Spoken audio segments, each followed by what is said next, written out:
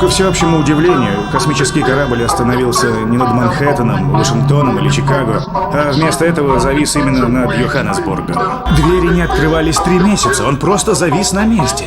И после долгих обсуждений было решено, что самым правильным будет прорубить проход внутрь.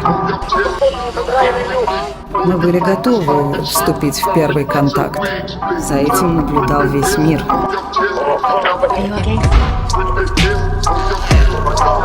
Эти существа были истощены, выглядели нездоровыми и плюс к этому растерянными. Правительством была создана рабочая группа, и мы начали переправлять инопланетян во временный лагерь, разбитый под их кораблем.